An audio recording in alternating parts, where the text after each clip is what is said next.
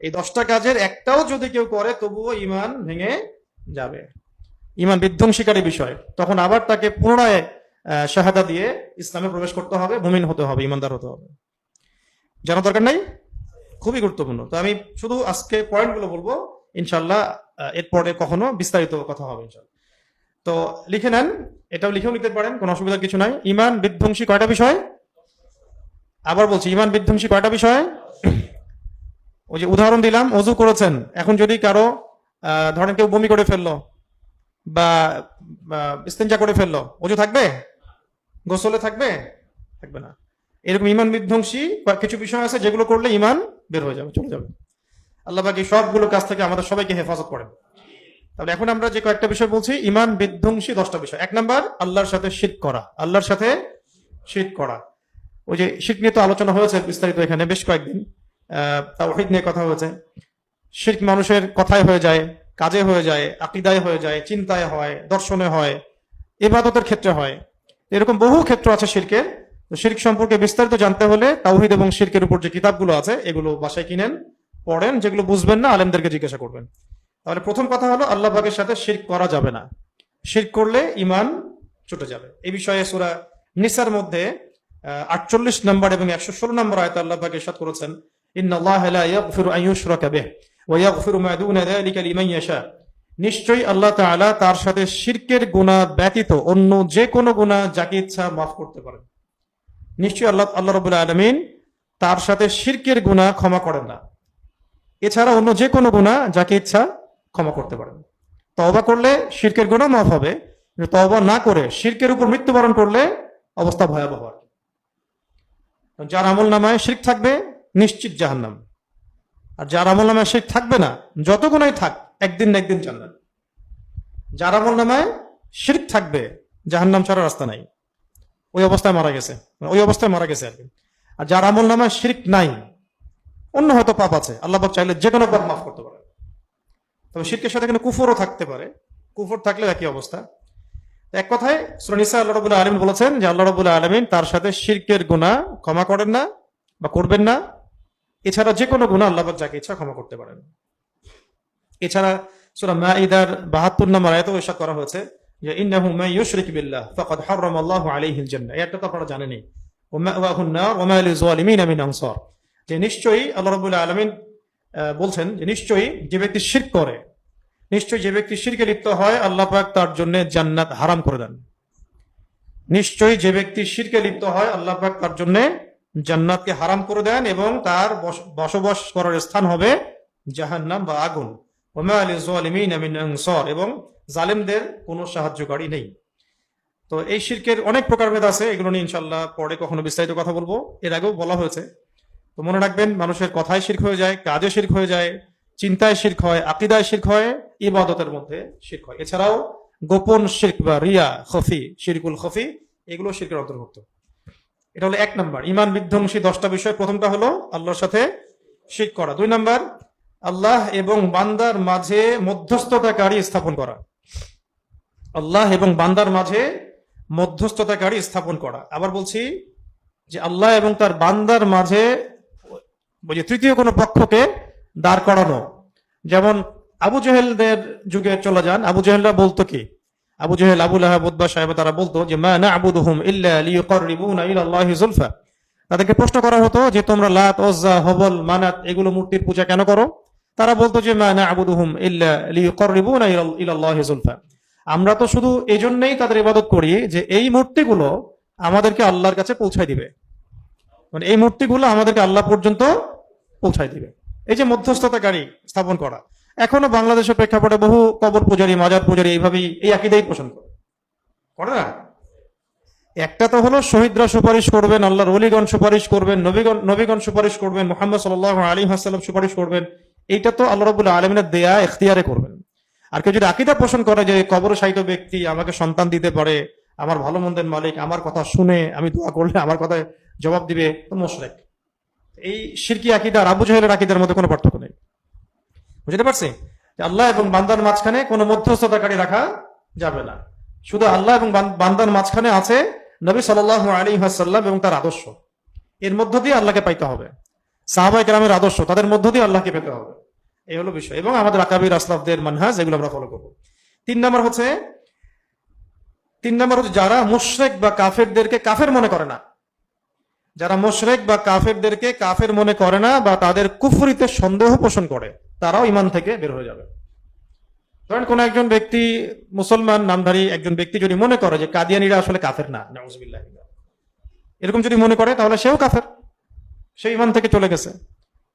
যদি বলে না আসলে সনাতন ধর্মটা কুফরি না, খ্রিস্টান ধর্ম ওটা কুফরি না, ইহুদি ধর্ম ওটা কুফরি না, মানে ওর কাছে এগুলো ভালো লাগে, তারা বুঝেন সেকুলারিজমের মধ্যে থাকার মধ্যে কি বিপদ, কোথায় ইমান চলে যাচ্ছে বুঝতেই পারছে না।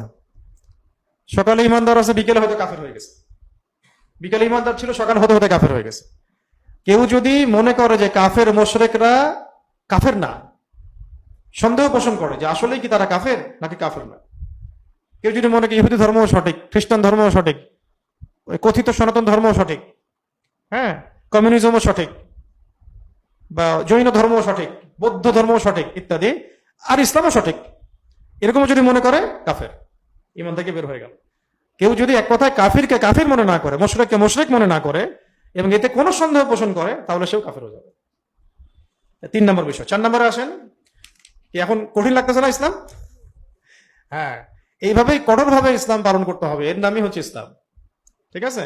4 নম্বর, আসলে কঠিন তো না, আমাদের সমাজে এটাকে এইভাবেই নর্মালাইজ করা হয়েছে আর কি, এই কারণে আমাদের কাছে মনে হয় যে আমরা কি একটু বেশি কঠোর কথা বলতেছি কিনা। আসলে এটাই হচ্ছে ইসলাম, ইন্না দীন ইনদাল্লাহিল ইসলাম, এটাই ইসলাম। ইসলাম এমন না যে মানে আবর্জনার সাথে মিশে সেও একটা অস্তিত্ব রাখে, এমন কিছু না। ইসলাম সবসময় আলো থেকে অন্ধকার আলাদা করে ফেলে, মানে অন্ধকার থেকে আলো আলাদা করে ফেলে, নাপাকি থেকে পাক আলাদা করে ফেলে। জগা খিচুড়ির কোনো জায়গা নাই ইসলামের মধ্যে। 4 নম্বর হলো, এটা আরো কঠিন, এবার তো বলবেন যে বাংলাদেশে মুমিন আছে কয়জন। 4 নম্বর হচ্ছে যারা বিশ্বাস করে যে অন্যের হেদায়াত বা অন্যের দেখানো পথ নবী সাল্লাল্লাহু আলাইহি ওয়াসাল্লামের পথের চাইতেও উত্তম, এবং যারা মনে করে যে আল্লাহ এবং তার রাসূলের বিচার বা হুকুম, আল্লাহ এবং তার রাসূলের বিচার বা হুকুম অপেক্ষা তাদের বিচার বা হুকুম উত্তম, তাহলে তারা কাফের হয়ে যাবে, ইমান থেকে বের হয়ে যাবে।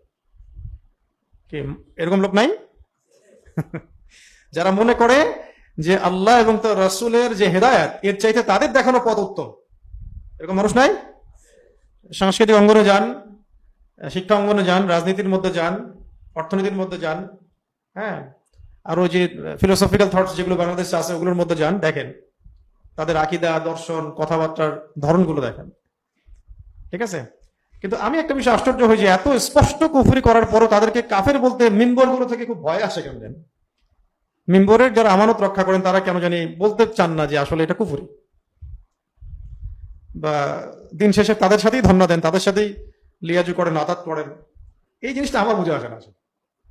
আপনাদের বুঝে আসলে আমাকে বুঝায়েন, সমস্যা নাই। এখানে স্পষ্ট কথা, কেউ যদি আল্লাহ এবং তার রাসূলের বিধানের চাইতে বা দেখানো পথের চাইতে, হেদায়েতের চাইতে নিজেদের দর্শনটাকে বা নিজেদের দেখানো পথকে বেটার মনে করে, শ্রেষ্ঠ মনে করে, তাহলে সেটা ইমান বিধ্বংসী বিষয়ে বের হয়ে যাবে ইসলাম থেকে। আচ্ছা, যেমন এখানে এক্সাম্পল হিসেবে বলা হয়েছে যে ওই সমস্ত লোক, যেমন উদাহরণস্বরূপ ওই সমস্ত লোক যারা তাগুতের মানে আল্লাহ দ্রোহী শক্তির বিধানকে রাসূলুল্লাহ সাল্লাল্লাহু আলাইহি ওয়াসাল্লামের বিধানের উপর প্রাধান্য দেয়, এক্সাম্পল দিয়ে দেওয়া হয়েছে। ওই সমস্ত লোকেরাও এর অন্তর্ভুক্ত যারা মানব রচিত বিধান বা মতবাদকে ইসলামী বিধানের উপর প্রাধান্য দেয়।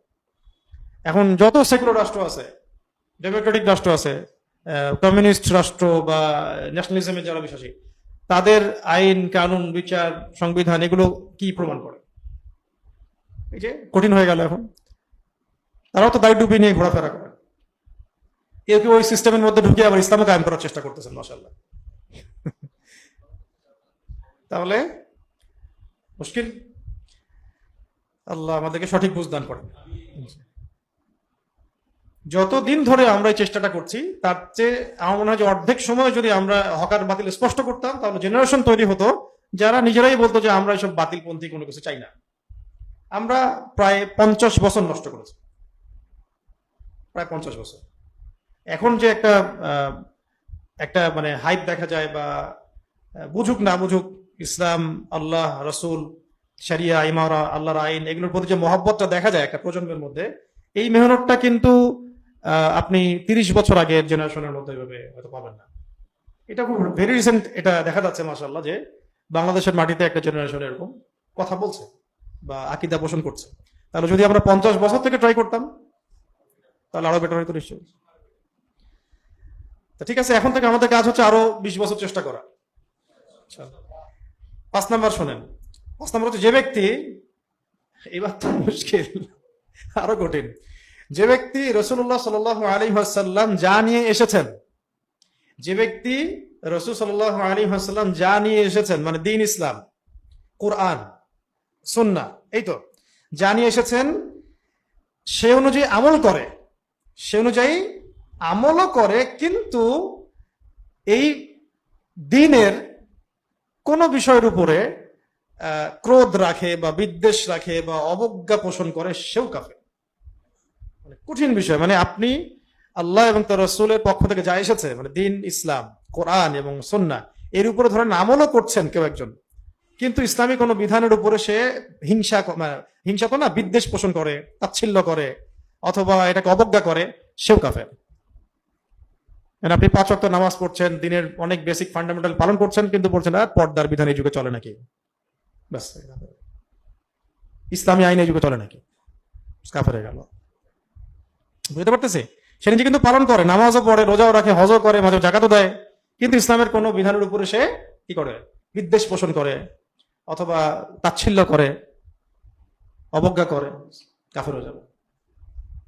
এইটা এই ফিল্টারে এখন থাকেন, এই ফিল্টারে এখন থাকতে থাকেন চারপাশে, দেখেন কি হয়। এখানে মূলনীতি বলা হয়, বাকিগুলো আপনারাই আপনাদের ইন্টেলেকচুয়াল জায়গা থেকে বের করবেন। 6 নম্বর হচ্ছে, 6 নম্বরটাও শুনেন, এটা আরো মুশকিল। যে ব্যক্তি রাসূল সাল্লাল্লাহু আলাইহি ওয়াসাল্লামের দ্বীনের কোনো অংশ নিয়ে ঠাট্টা বিদ্রূপ করবে, সেও কাফের। দ্বীনের কোনো অংশ নিয়ে কেউ যদি একটু ঠাট্টা বিদ্রূপ করে, সেও কে, কাফের। দাড়ি রাখছে, এর বললো উদাহরণ আপনি, হুজুর হয়েছিস বেটা, দাড়ি রাখছিস, কি কাকে টিটকারি করলো, দাড়িকে, ব্যাস ইমান হারা হয়ে গেল, ইমান হারা হয়ে গেল। টুপি পরে ঘুরে করিস, ইসলামী পোশাক পরছিস, হ্যাঁ, এগুলা পোশাক পরলে মানুষ তো পিছায় যায়, বিশ্ব আগায় যাচ্ছে, তুই পিছায় যাচ্ছিস। হ্যাঁ, নতুন নতুন হুজুরগিরি দেখাচ্ছিস। হ্যাঁ, ইমান বিধ্বংসী কথা এগুলা, ইমান বিধ্বংসী কথা। আল্লাহ পাক কি বলেছেন শুনেন, এটা আয়াত আছে, এই যে কুল আবিল্লাহি ওয়া আয়াতিহি ওয়া রাসূলিহি কুনতুম তাস্তাহজিউন, আপনি বলুন হে নবী মুহাম্মদ সাল্লাল্লাহু আলাইহি ওয়াসাল্লাম, তোমরা কি আল্লাহর সাথে বা আল্লাহ পাকের হুকুম আহকামের সাথে এবং রাসূলের সাথে ঠাট্টা বিদ্রূপ করছো? লা তা'তাযিরু, তোমরা ওযর পেশ করিও না, তোমরা কোনো ওযর পেশ করিও না, ক্বাদ কাফারতুম বা'দা ঈমানিকুম, তোমরা ঈমান আনার পরে এই ঠাট্টা বিদ্রূপের মধ্য দিয়ে কুফরি করেছো, আল্লাহ পাক বলছেন। আর কিছু লাগবে দলিল? এটা সূরাতুল তাওবার মধ্যে আসছে 65-66 নম্বর আয়াতে। কুল আবিল্লাহি ওয়া আয়াতিহি ওয়া রাসূলিহি কুনতুম তাস্তাহজিউন, বলো তোমরা কি আল্লাহ এবং তার রাসূল বা আল্লাহর আয়াত সম্পর্কে ঠাট্টা বিদ্রূপ করতেছো? লা তা'তাদিরু, ওযর দেখাও না, এক্সকিউজ দেখাও না যে ভুল হয়ে গেছে, এই কারণে করছো, এই কারণে। ক্বাদ কাফারতুম বা'দা ঈমানিকুম, তোমরা ঈমান আনার পরে আবার কুফরি করেছো। তসলিমা নাসরিন টাইপের মহিলাদের কি হবে?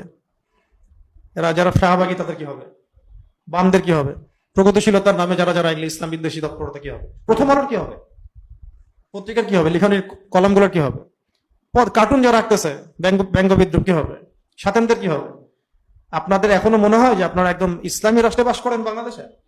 আপনারা এখন যুদ্ধক্ষেত্রে আছেন, বুঝতে পারেন না জিনিসটা।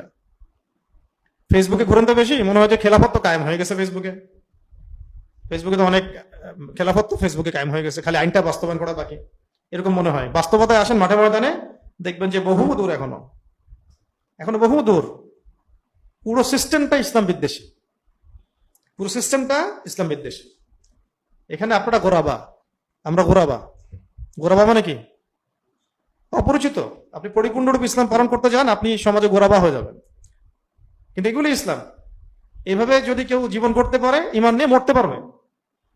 ঈমান নিয়ে মৃত্যুবরণ করাটাই সবচেয়ে বড় কথা। ঈমান নিয়ে মৃত্যুবরণ করাটাই সবচেয়ে বড় কথা, এবং কিয়ামতের মাঠে সফল হওয়াটাই সবচেয়ে বড় কথা। দুনিয়া কি হয়ে যায় যাক, এটা পাখার পরিমাণও মূল্য নেই আল্লাহ পাকের কাছে। একটা মাছির পাখার পরিমাণ মূল্য আল্লাহ পাকের কাছে নাই এই দুনিয়া। আর আমরা দুনিয়াতে সাবিত করতে চাই, দুনিয়াতে বড় হতে চাই, দুনিয়াতে সবার চোখে মানে আল্লাহর ওলি হয়ে থাকতে চাই। আল্লাহ পাকের কাছে আমার অবস্থান কি, সেটাই সবচেয়ে বড় কথা। এবং পরিপূর্ণ ঈমান নিয়ে আমরা পরকালের যাত্রা করতে পারতেছি কিনা, এটাই সবচেয়ে বড় কথা। আল্লাহ পাক আমাদের তৌফিক দান করেন।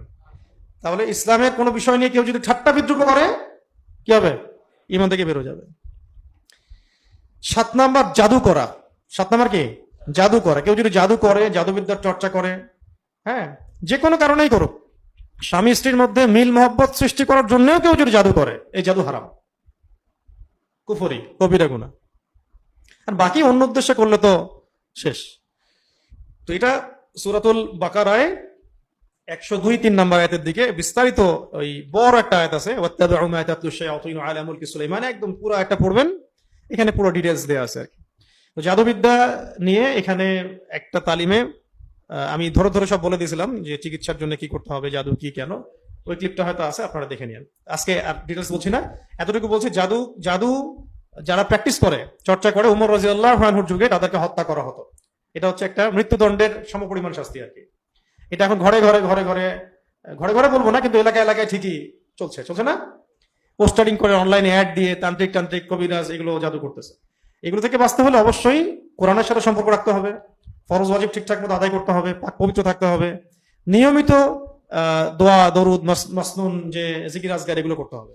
ইনশাআল্লাহ আল্লাহ পাক এগুলো থেকে হেফাজত করবেন। ঠিক আছে? 8 নাম্বার হলো, 8 নাম্বারটা আরো কঠিন হয়ে যাচ্ছে মনে হয়। 8 নাম্বারটা হচ্ছে যে কাফের মুশরিকদের পৃষ্ঠপোষকতা করা এবং মুসলমানদের বিরুদ্ধে তাদেরকে সাহায্য করা। করলে ঈমান ধ্বংস হয়ে যাবে, ঈমান বের হয়ে যাবে। কাফের মুশরিকদেরকে পৃষ্ঠপোষকতা করা আর মুসলমানদের বিরুদ্ধে তাদেরকে সাহায্য করা। মূলনীতি বলে দিলাম, বাকিটা মিলান। সারা দুনিয়া ব্যাপী আমাদের দেশে, আমাদের অঞ্চলে, আমাদের এলাকায় কাফের মুশরিকদের পৃষ্ঠপোষকতা কারা করতেছে আর মুসলমানদের বিরুদ্ধে তাদেরকে সাহায্য কারা করতেছে, এরা মুমিন না, এরা কোশ্চেন কালেও মুমিন না। বাস্তবতা এরকম আর কি। কখনো কখনো তো আমরা এটাও দেখি যে সামান্য একটু সমর্থনের আশায় কুফরিকে কুফরি বলতে ইসলামপন্থীদের অনেকে ভয় পান, কাফেরকে কাফের সাব্যস্ত করতে ভয় পান, মুশরিকদেরকে মুশরিক বলতে ভয় পান, বরং তাদের মানে কি বলবো, তাদের পিছনে তেল দেন। তাদের পিছনে আপনারা যেভাবে তাদের দাসত্ব করেন, পক্ষান্তরে মুমিন মুসলিম ভাইদের বিরুদ্ধে আপনারা তৎপর। কাফেরদের সাথে আপনাদের যতটা আতাত, মুসলিমদের সাথে তার চেয়ে বেশি বিদ্বেষ। এগুলো ঈমান বিধ্বংসী বিষয় আর কি। দেখ, এক কথায় কাফের মুশরিকদের যারা পৃষ্ঠপোষকতা করে এবং যারা মুমিন মুসলিমদের বিরুদ্ধে তাদেরকে সাহায্য করে, তারা কোশ্চিন কালেও মুমিন নয়, ঈমান বিধ্বংসী বিষয়। এটা এমন একটা মানে মূলনীতি, এই মূলনীতির মধ্যে অনেক কিছু পড়ে যাচ্ছে। যারা কাফের মুশরিকদের বিরুদ্ধে যারা কাফের মুশরিকদেরকে পৃষ্ঠপোষকতা করে এবং মুমিনদের মুসলিমদের বিরুদ্ধে ওদেরকে সাহায্য করে, বুঝেন? একদম আফিয়া সিদ্দিকা থেকে শুরু করে ওয়ার্ল্ড অ্যাফেয়ার্স সব মিলান এর মধ্যে পড়বে, পড়বে না? এর মধ্যে পড়বে। 9 নাম্বার, যে ব্যক্তি বিশ্বাস করে, এটা আমাদের সমাজে আছে, যে ব্যক্তি বিশ্বাস করে যে এমন কিছু মানুষ আছে যাদের জন্য আল্লাহ এবং তার রাসূলের শরীয়ত মানার দরকার নাই। হ্যাঁ, এমন এমন আকীদার কিন্তু অনেক মানুষ আছে আমাদের সমাজে। ওই যে কুষ্টিয়া যান, লালনের দরবারে যান, ওরা বলবে যে ওরা তো মুসলমান, এগুলো আপনাদের জন্য, নামাজ রোজা হজ জাকাত এগুলো আপনাদের কাজ, আমরা অনেক উপরে উঠে গেছি। অনেক, হ্যাঁ, অনেক দরগার মধ্যে এগুলো চলতেছে। বিশাল বড় পীর সাহেব, সমাজ এলাকায় খুব নাম, নামাজ পড়ে না, বলবে যে আমার নামাজ লাগে না, ওটা আমার, আমি ওটা তোমাদের স্তর, আমি ইয়াকিনের স্তরে পৌঁছে গেছি, এইরকম আর কি। এরকম আছে না অনেক মানুষ সমাজে। তো এই বিষয়টা খেয়াল রাখবেন যে এই শরিয়া মানতে আমরা সবাই বাধ্য। এমন কোন ব্যক্তি নাই যে এর ঊর্ধ্বে চলে যেতে পারে। নবী সাল্লাল্লাহু আলাইহি ওয়াসাল্লামকে সর্বশেষ কঠিন অসুস্থতার সময়ও তিনি কাঁধে ভর দিয়ে মসজিদে এসে নামাজ পড়েছেন। তুমি আবার, এরা আবার কত বড় হয়ে গেল এদের আবার শরীয়ত লাগে না। আল্লাহ পাক আমাদেরকে সব ভণ্ডামি থেকে হেফাজত করেন। আর সবচেয়ে শেষে যেটা, সেটা হলো এটা আমরা এর মধ্যে পড়ে যাচ্ছি আর কি। আল্লাহ পাক আমাদেরকে হেফাজত করেন। সেটা হলো আল্লাহ পাকের দিন ইসলাম থেকে এবং দিনী ইলম শিক্ষা করা থেকে সম্পূর্ণ গাফেল থাকা। এটা আমাদের এবার ইয়াং জেনারেশনকে মিলাবে, এটা আমাদের শিক্ষা ব্যবস্থায় পড়বে। যে আল্লাহ রাব্বুল আলামিনের দিন ইসলাম থেকে সম্পূর্ণ গাফেল থাকা, কোনো ফিকিরই নাই দিন নিয়ে, কোনো চিন্তাই নাই, না নামাজ, না তিলাওয়াত, না জিকির, না দিন শেখার কোনো ফিকির, না ওস্তাদদের কাছে যাওয়ার চেষ্টা, মানে কিছুই নাই, দিন নিয়ে কোনো মাথা ব্যথা নাই, দিনের সাথে কোনো কানেকশন নাই, এটা একটা কুফরি, ইমান থেকে বের হয়ে গেছে, ইমান নাই। এখানে এটাও অ্যাড করা হচ্ছে ইসলামী শিক্ষা গ্রহণ করা থেকে বিরত থাকা এবং সেই অনুযায়ী আমল না করা। ইসলামী শিক্ষা গ্রহণ করা থেকে বিরত থাকা এবং সেই অনুযায়ী আমল না করা, এটাও ইমান বিধ্বংসী বিষয়। এর মধ্যে আমাদের পুরো কিশোর সমাজ, যুব সমাজ, তরুণ তরুণী সবাই পড়ে যাচ্ছে, শিক্ষা ব্যবস্থাও পড়ে যাচ্ছে এর মধ্যে। তো এই 10টা বিষয় জানা খুব জরুরি। তো এই 10টা বিষয়ে যদি কারোর মধ্যে থাকে বা 10টার একটাও থাকে, তাহলে অবশ্যই খাস বা খালেস তওবা করে বের হয়ে আসতে হবে এবং এই 10টা বিষয় থেকে মুক্ত একটা জীবন গড়তে হবে। এটাই হচ্ছে আমাদের এই দুনিয়ার জীবনের চ্যালেঞ্জ। তো আজকে আমরা খুব অল্প সময়ের মধ্যে কি জানলাম? ইমান বিধ্বংসী কয়টা বিষয়? 10টা বিষয় জানলাম। তাহলে আরেকবার শেষবারের মতো রিপিট করে দিই। 1 নাম্বার হচ্ছে আল্লাহ পাকের সাথে শিরক করা, তাহলে ইমান ধ্বংস হয়ে যাবে আল্লাহ পাকের সাথে শিরক করলে। 2 নাম্বার হচ্ছে আল্লাহ এবং বান্দার মাঝখানে মধ্যস্থতাকারী স্থাপন করা। 3 নাম্বার, যারা মুশরিক বা কাফেরদেরকে কাফের মুশরিক মনে করে না, তাদের কুফরিতে সন্দেহ পোষণ করে। 4 নাম্বার, যারা বিশ্বাস করে যে অন্যের হেদায়েত বা অন্যের দেখানো পথ নবী সাল্লাল্লাহু আলাইহি ওয়াসাল্লামের দেখানো পথের চেয়ে উত্তম, অথবা যারা বিশ্বাস করে আল্লাহ এবং তার রাসূলের বিচার ফয়সালা বিধান অপেক্ষা তাদের বিচার ফয়সালা বিধান উত্তম। 5 নাম্বার, যে ব্যক্তি মুহাম্মদ সাল্লাল্লাহু আলাইহি ওয়াসাল্লাম জানিয়ে এসেছেন তার প্রতি ক্রোধ, বিদ্বেষ, অবজ্ঞা পোষণ করে, যদিও সের উপর আমল করে কিন্তু অবজ্ঞা পোষণ করলে কুফরি হয়ে যাবে। 6 নাম্বার, যে ব্যক্তি রাসূল সাল্লাল্লাহু আলাইহি ওয়াসাল্লামের দ্বীনের কোনো অংশ নিয়ে ঠাট্টা বিদ্রুপ হাসি তামাশা করে। 7 নাম্বার, জাদু করলে সে মুমিন থাকছে না। 8 নাম্বার, মুশরিকদেরকে পৃষ্ঠপোষকতা করা বা কাফেরদেরকে পৃষ্ঠপোষকতা করা আর মুসলমানদের বিরুদ্ধে তাদেরকে সহায়তা করা। আর 9 নাম্বার হচ্ছে যে ব্যক্তি বিশ্বাস করে এমনও কিছু মানুষ আছে যাদের উপরে ইসলামী শরিয়া বাধ্যতামূলক না, ঠিক আছে, ইসলামী বিধিবিধানগুলো তাদের জন্য না, তারা এগুলোর ঊর্ধ্বে চলে গেছে, এমনটা যারা মনে